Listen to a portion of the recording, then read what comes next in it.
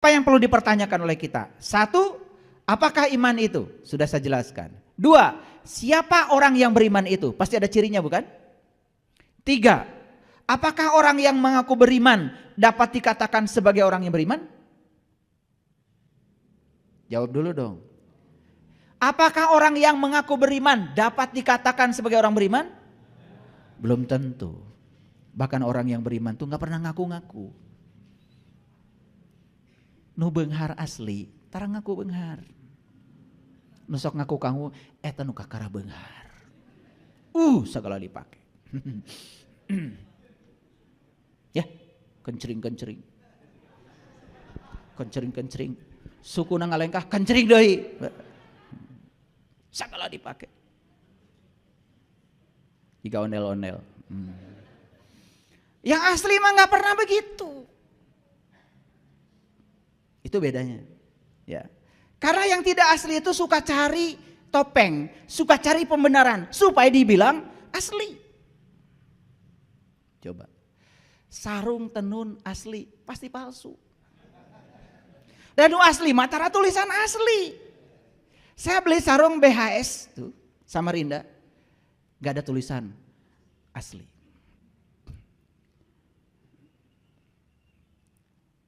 Gak usah saya menyebut merek yang lain, nanti takut ada yang tersinggung. Karena biasanya kalau yang palsu suka ada tulisan asli. Ya kayak kalian. Ya dah? Iya. Yang imannya asli gak perlu dipamerkan di mobil. Pakai lapad ini, lapad itu gak perlu. Tapi cara mengendarai mobilnya rapi. Parkirnya benar. Saya pernah lihat nih lihat ya nih fakta. Tulisannya la ilaha illallah Muhammad besar.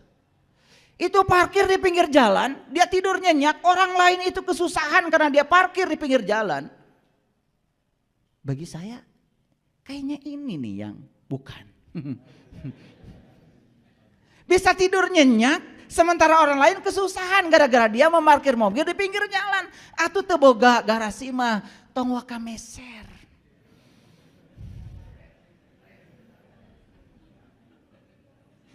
Cenah kadengin. Lalu selanjutnya apa sih takwa itu sudah saya jelaskan ya tadi. Ini baru penjelasan loh. Tetapi tata caranya tidak mungkin saya jelaskan. Kalau ingin tahu takwa yang sebenarnya harus belajar. Baru la'allakum tattaqun. Baru kita menjadi orang yang bertakwa. Apakah cukup sampai itu saja belum selesai. Yang imannya sudah benar, takwanya sudah dimiliki, belum tentu menjadi muslim. Komo nu ngaku-ngaku wungkul. Pernah dengar kajian ayat ini? Pasti pernah di sini sekarang. Kan biasanya coba dibaca aja, betul nggak? Nah itu, paling juga ada bumbu-bumbunya gini. Ya, saya sudah mewasiatkan takwa khususnya buat diri saya, umumnya buat hadirin yang hadir di tempat ini. Selesai kan? Sarare. Biasanya kan gitu. Jumatan tuh mentenunutan tibra. Ya habis itu aja. Ya tidak pernah ada hal baru. Sudah bisa diduga pasti yang dibaca itu dan tidak dijelaskan. Sekarang saya jelaskan, semuanya bangun, kaget. Betul? Sederhana yang saya jelaskan? Karena kebenaran itu sederhana, cuman kita tidak melihat kesederhanaannya. Kemudian berikutnya, ya, siapakah muslim itu sebenarnya? Apakah semua orang yang mengaku beragama tertentu bisa disebut sebagai muslim? Secara syar'i, kulit luar, oke, gak masalah. Setiap orang yang beragama Islam pasti disebutnya juga muslim. Tetapi ayat ini berbicara lebih dalam dari itu. Sampai menjadi muslim itu menjadi syarat mati. Maaf ya, orang pembenci, pendengki, wah pokoknya kelakuannya tuh gak ada yang menenteramkan masyarakat, mengaku beragama tertentu, mati. Masa selamat? Masa selamat model kayak gitu? Itu aja, Pikirkan.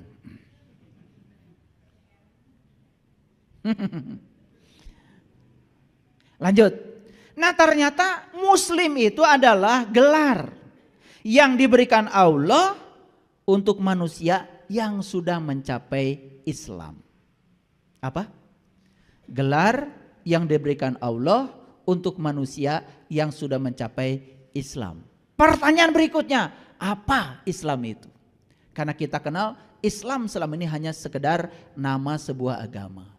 Padahal di Quran ada 73 kali disebut kata Islam.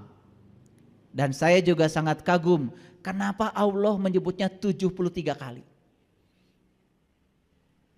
Nah, ini belum saya buka ya. Terlalu dalam, nanti malah bingung. Terlalu dalam. Nanti suatu saat kalau sudah belajar ilmu khusus akan bisa menjawab sendiri. Nanti ada saatnya. Kata Islam berasal dari kata aslama, yuslimu, islaman.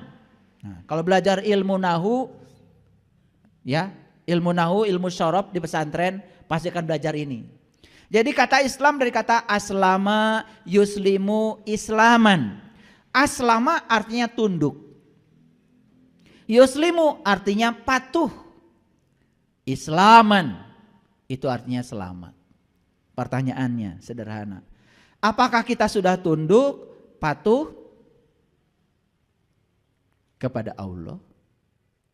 Atau malah Allah disuruh tunduk dan patuh kepada kamu? Jujur nih jawab. Kan senang sekali ngatur-ngatur Allah supaya Allah ngikutin keinginan kita. Betul nggak? Jika perlu berkesana, berkesini, ya tidak bisa ngatur Allah sendiri, cari orang yang bisa ngatur Allah. Betul nggak? Kan gitu kelakuan kalian? Iya. Betul apa tidak? Iya. Ngedoa air sendiri, nggak percaya diri, minta orang. Kali aja dia malah lebih dekat dengan Allah. Jadi KKN itu sudah bukan di dimensi duniawi saja. Dalam urusan spiritual pun kalian ber-KKN. Kali aja kalau sorbannya panjang doanya dikabul, bukan? Kali aja kalau jangkotnya lebat, kali aja doanya dikabul, bukan? Gitu. Makanya berkesana, berkesini, apa? Minta doa ini, minta doa itu. Kan gitu yang kita lakukan. Padahal Allah bersamamu, lebih dekat kepadamu daripada urat nadi lehermu. Geus teu percaya ka Allah nu aya di diri urang. Geus teu percaya ka Allah nu aya di diri urang. Allah yang ada bersama kita aja sudah tidak dipercayai. Bagaimana kita bisa dipercayai oleh orang lain? Kudu ngengken wawanen ka batur. Betul? Dengarkan kata-kata saya. Jadi muslim itu mereka yang sudah tunduk, sudah patuh. Kalau siapapun yang sudah tunduk dan patuh kepada Dia Sang Pencipta, pasti akan mengalami islaman, selamat. Selamat dunia dan akhirat. Mari kita lihat, kenapa selama ini banyak penderitaan kita? Karena kita tidak tunduk dan patuh kepada Allah. Di mana Allah? Di sini bersama kita saat ini ada. Dan Dia keras sekali berbicara kepada kita, tong bohong, tong pedit, tong amek-amekan. Itu ngingetin dari sini, tapi kita tidak menghiraukannya. Jadi sebetulnya tunduk dan patuh itu tidak usah terlalu jauh. Tunduk dan patuh kepada hati nuranimu, itu yang akan menyelamatkan kita. Jadi sebetulnya tidak usah mesantren keluar dari diri kita, mesantren aja ke dalam. Dengarkan kata-kata Dia. Dan saya kasih tahu, kata-kata Allah hanya akan terdengar kalau kita mau mendengarkannya dalam keadaan hening. Tepat saat pikiran kita bisa kita kendalikan, di situ suaranya akan jelas. Jadi saya heran sekali ya, kita lebih suka pesantren itu ke sini, tetapi yang di sini tidak pernah diikuti. Tidak pernah diikuti. Padahal ikuti saja yang di sini, itu pesantren yang luar biasa. Itu yang akan menjadikan kita islaman, menyelamatkan. Coba, apakah para koruptor yang sekarang sedang belajar di lembaga permasyarakatan itu tidak pernah diingatkan oleh Allah dari dalam dirinya? Jujur ya, tidak pernah diingatkan gitu. Pas diingatkan, ilai nu maneh nu batur. Mesing teu nyahoan ge batur, tetapi diri maneh mah nyaho. Betul? Gak digubris. Apa yang terjadi? Dak. Awalnya ngutilnya kecil-kecil, tapi karena kebiasaan mulai berani pada yang besar. Begitu yang besar kanyahoan. Apa tidak diingatkan oleh Allah? Nih saya kasih tahu. Saya ingin kasih tahu sama kalian semua. Ya, ini cinta kasih saya. Sebetulnya kalau kita dengar terus apa yang dikatakan beliau di sini, kita tidak akan pernah menderita. Semua penderitaan yang kita lakukan hari ini sebetulnya murni karena perbuatan kita sendiri. Setelah saya jelaskan seperti ini, makin terang benderang. Berani ngaku muslim? Mulai kan? Rarewas. Tadi maka dia menipu gaya.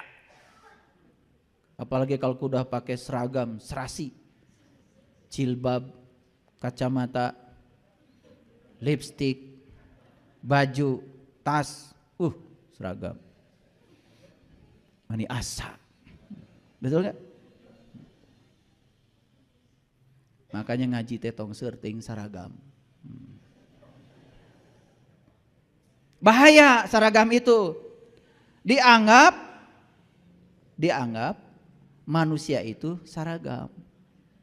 Padahal manusia itu diciptakan oleh semesta bukan untuk diseragamkan, untuk dihargai agar mereka menjadi dirinya sendiri.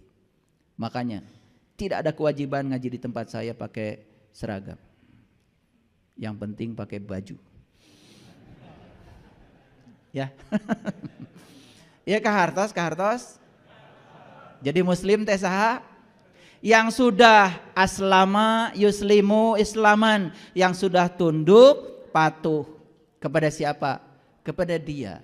Hidup enggak Allah dalam diri kita? Mengingatkan kita apa tidak? Yes. Tapi yang lebih banyak didengar oleh kita bukan kesadaran yang muncul dari diri kita, tetapi pikiran kita. Nah, inilah pikiran itu yang suka yuwaswisu fis sudur, yang suka waswisu fis sudur, yang suka mengganggu kesadaran kita. Itu sebabnya kesadaran kita sering hilang karena diganggu oleh pikiran kita. Mau ngasih masih pakai jeda. Makanya kalau mau ngasih langsung ngasih, jangan ditunda. Begitu ditunda yuwaswisu. Tadinya mau ngasih 1 juta, tetapi ada waswisu, lebar atuh. Geus we 200, nu penting mah mere. Udah gitu kata waswisu pakai judul. Gak apa-apa sedikit juga, yang penting ikhlas. Gitu. Waswisu mah pinter cari pembenaran. Padahal nu saeutik mah jelas teu ikhlas, karena ikhlas itu gede ngasihnya. Paham maksud saya? Tapi si waswisu mah pinter, asa percaya diri geus mere. Padahal niatnya mah tadi perintahnya dari dalam batin yang pertama tuh 1 juta. Tapi karena tertunda beberapa detik, kemudian waswisu mulai bergerak. Ya kan? Lebar atuh 200 ge cukup. Coba 800 lamun meuli kabaya. Itu kan? Gitu. Nah, si waswisu didengar, apa akibatnya? Kesadaran yang tadi sudah memerintahkan kemudian hilang, diganti supaya tetap kita merasa percaya diri. Maka si waswisu ngomong lagi, ngasih nasihat. Bilang, gak apa-apa ya, sedikit juga. Yang penting ikhlas. Wah, gaya deui. Lihat saya nih sudah jadi dermawan, padahal 200. Padahal perintah pertamanya 1 juta. Kaira. Jadi siapa yang diturut? Yang diturut bukan lagi kesadaran pertama. Yang diturut itu adalah si waswisu itu, fisudur, yang sudah mengganggu kesadaran kita. Itulah kehidupanmu selama ini. Maaf saya ngomong begini. Berani saya bicara begitu dan kalian tidak akan bisa menghindar. Terasa oleh saya wajah-wajahnya dari sini ke sana. Asli, saya tidak akan pernah gibah, saya tidak pernah menceritakan setan di belakang. setannya saya undang di sini. Makanya di Quran surat Al-Baqarah ayat 112, ini masih ayat. Belum saya masuk kepada rahasia berserah diri, masih ayat. Dengarkan kata-kata saya supaya semuanya clear ya. Allah mengatakan begini, bala man aslama wajhahu lillah wa huwa muhsinun falahu. Wa huwa muhsinun falahu ajruhu inda rabbih wala khaufun alaihim walahum yahzanun. Ini pintu masuk ke dunia sains. Ini pintu masuk ke dunia sains. Perhatikan saya. Bala akan tetapi man barang siapa aslama berserah diri wajhahu wajah. Jadi di sini dikatakan barang siapa yang menyerahkan wajahnya seutuhnya lillah kepada Allah. Jadi diartikan berserah diri karena diri kita yang sejati kan sebetulnya identitasnya ada di sini. Identitas manusia di sini semua. Makanya KTP semua dari sini ke atas. Betul apa tidak? Pak RT, sekampung ini saya terkenal seksi. Tolong dong jangan dari sini ke atas. Saya pengennya dari sini ke sini. Gak bisa. Identitasmu kata Pak RT dari sini kalur. Tong macam-macam.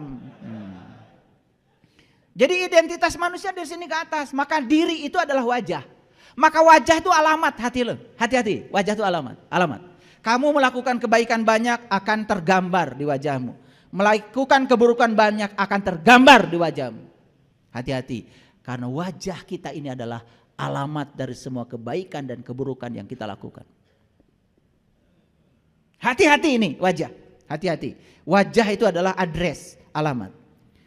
Bala akan tetapi man barang siapa aslama berserah diri wajhahu mampu menyerahkan diri wajahnya jati dirinya lillah kepada Allah wa huwa muhsinun baru dia akan melakukan kebaikan.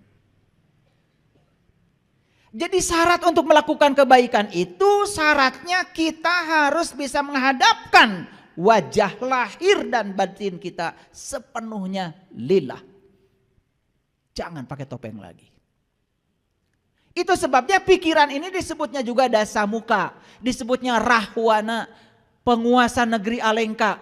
Dasamuka, loba banget.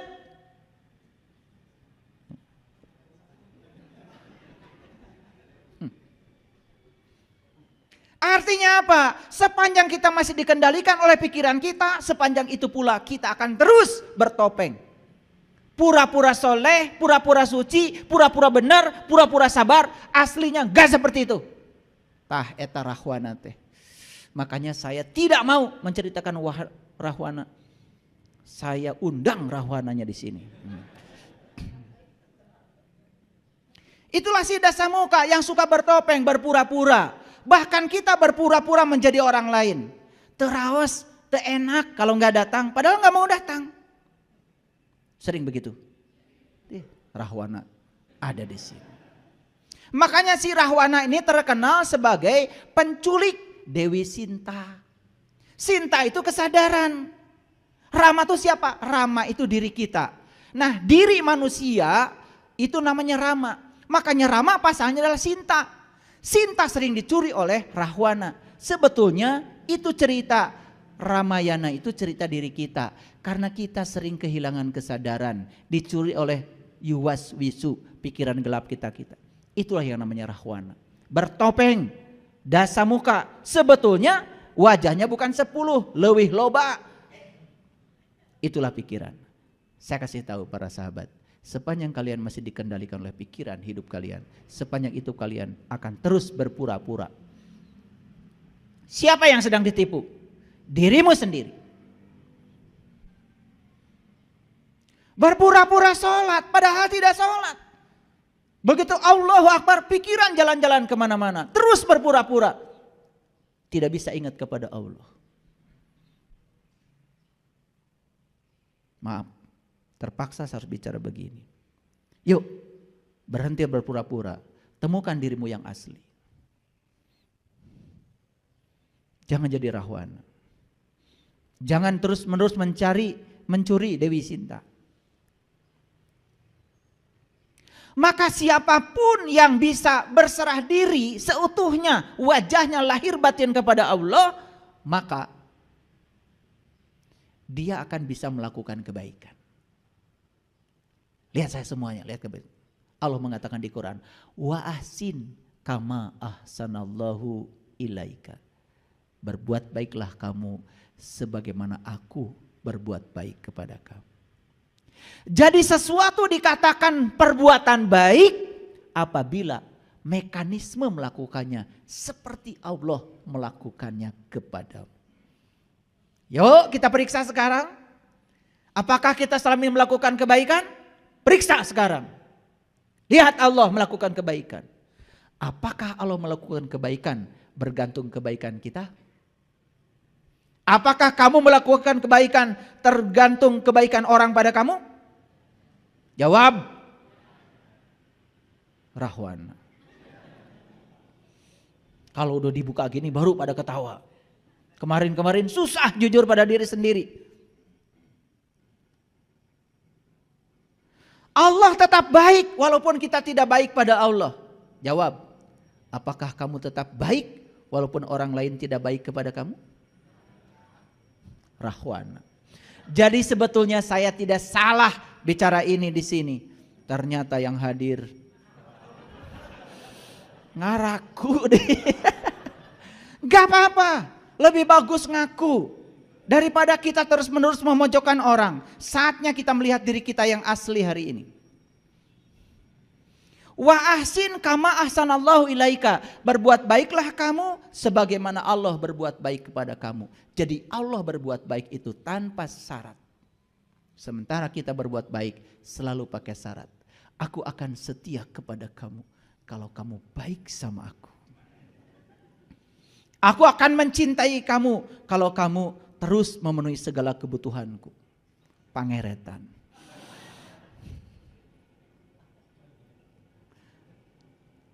Jadi jangan-jangan semua yang disebut perbuatan baik selama ini mekanisme melakukannya tidak seperti Allah melakukannya kepada kita.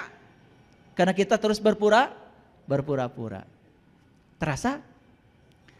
Kenapa kita tidak bisa muhsinin, tidak bisa menjadi orang baik? Karena kita belum bisa menghadapkan seutuhnya wajah lahir batin kita kepada Allah. Belum aslama, belum Islam. Belum, baru ngaku-ngaku saja. Clear sampai sini? Oke, lanjut. Siapapun yang melakukan kebaikan, maka baginya adalah pahala. Perhatikan, falahu ajruhu, ajrun. Maka bagi dia akan ada ajrun. Saya sudah jelaskan tadi ya. Ajrun itu adalah sang wajibul wujudnya. Ajrun itu adalah zatnya. Jadi sebetulnya pahala yang sebenarnya adalah Allah.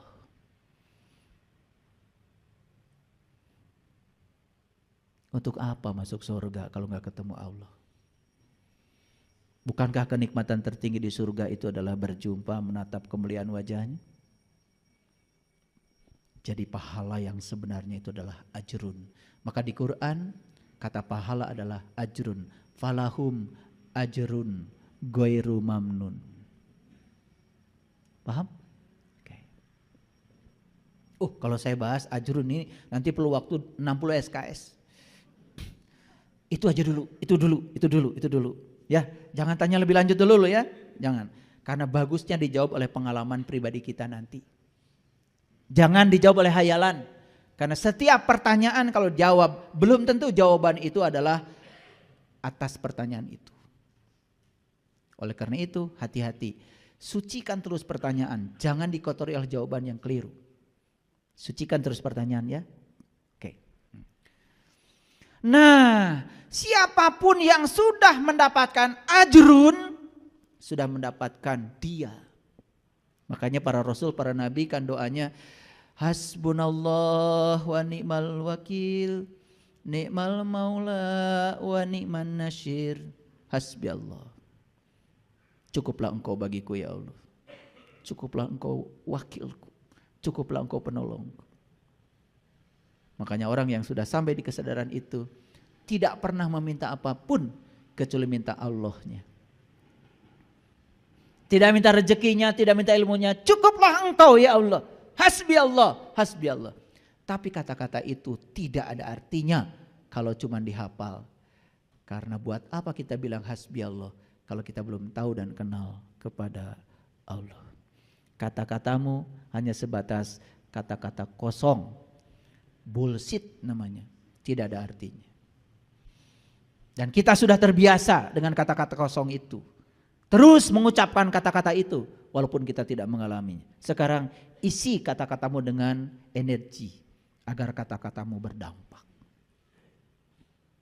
Nah, dua yang akan diraih oleh orang yang sudah berserah diri seutuhnya kepada Allah, sudah dia melakukan kebaikan sebagaimana Allah melakukan kebaikan padanya, tanpa keinginan, tanpa muatan, tanpa syarat, unconditional.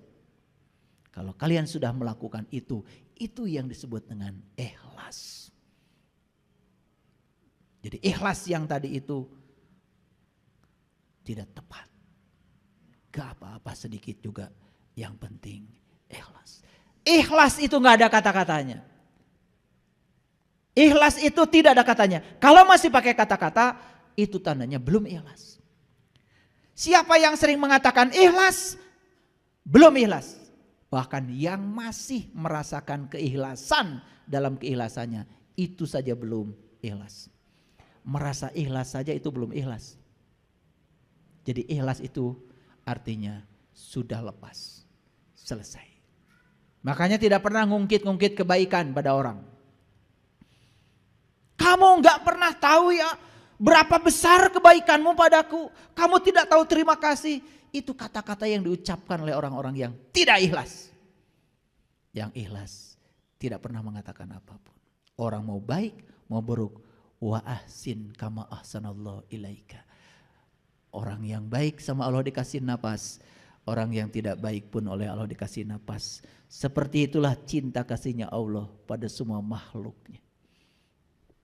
Jadi kalau ada orang yang mengajarkan Allah, katanya Allah tuh baik sama orang yang baik sama Allah, tidak baik atau mengazab orang yang tidak baik pada Allah, itu Allahnya dia harus dikoreksi. Itu bukan Allah yang asli, itu Allah buatan dia. Seperti dia. Ngerti maksud saya? Yaudah. Yang ketawa berarti otaknya cerdas. Ini ketawa belakangan. Rada cerdas. Karena tertawanya belakangan. Makanya dua kata Allah, ya, wala khaufun alaihim wala hum yahzanun. Maka orang yang sudah berserah diri kepada Allah, dia sudah bisa melakukan kebaikan sebagaimana Allah melakukan kebaikan padanya. Hasil akhirnya apa? Dia tidak takut, dia tidak sedih. Nah, inilah pintu masuk untuk memasuki pada dunia sains, hasil-hasil riset tentang berserah diri. Jadi kalau baca bukunya David Hawkins tentang letting go, kalau bacanya The Power of Now yang ditulis oleh siapa itu? Siapa? Eckhart Tolle. Wah, itu. Saya belum pernah menemukan penjelasan tentang berserah diri yang masuk akal dan bisa dipraktekkan kecuali dari dua orang itu. Maaf ya, saya sudah baca banyak kitab. Semuanya enggak jelas. Dan maaf ya, jangan tanya mereka yang berdua ini keyakinannya apa. Nanti kalian bingung lagi.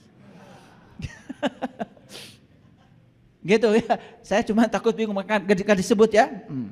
Nah, oke, perhatikan saya. Jadi kalau orang yang sudah berserah diri kepada Allah itu dua hasil akhirnya, tidak takut dan tidak sedih. Tidak khawatir dan tidak berduka cita. Mari kita lihat dulu sekarang. Kapan seseorang itu takut? Ini hasil riset neuroscience mengatakan bahwa seseorang itu akan takut manakala dia mengizinkan dirinya dibawa oleh pikirannya ke masa depan. Kita buktikan sekarang. Kita bernapas sekarang? Bernapas. Ada duit ya di kantong. Pasti ada, pasti ada. Saya tahu nggak usah bohong. Ya, beras di rumah ada? Ada. Makanan di rumah? Ada. Sekarang coba memikirkan besok. Memikirkan lusa, memikirkan yang akan datang. Pasti kalian akan takut. Padahal faktanya hari ini kita baik-baik saja. Jadi sebetulnya takut itu terjadi pada diri kita manakala kita mengizinkan diri kita dibawa oleh pikiran palsu kita ke masa depan. Clear? Jadi takut berasal dari mana kalau begitu? Dari kenyataan atau dari ilusi pikiran? Ilusi pikiran. Hari ini ditakutkan, kemarin faktanya hari ini baik-baik saja. Nih saya kasih tahu ya. Hari ini itu kemarin ditakutkan oleh kalian. Tapi ternyata kalian hari ini baik-baik saja. Duit ada. Buat ongkos ada. Makanya saya kasih tahu besok itu tidak ada. Untuk membuktikan besok tidak ada, maka naik angkot. Ada tulisan di angkot. Hari ini bayar, besok gratis. Besok naik angkot lagi. Bayar? Kata supir angkot. Kan gratisnya isuk, Bu. Ada nggak besok? Nggak ada. Walaupun besok masih hidup kan hari ini lagi. Betul apa tidak? Nah ini. Aduh. Ini kuliah mahal sebetulnya ya. Harusnya bayar ini. Iya, saya ikut pelatihan untuk hidup bahagia saja. Saya keluarnya miliaran loh. Belajar kemana-mana. Terbang sana, terbang sini, ikut pelatihan tingkat dunia untuk belajar. Jadi saya ingin memadukan, kenapa setelah saya belajar Quran, belajar agama, kok implementasinya belum sampai gitu. Itu rasa saya waktu itu.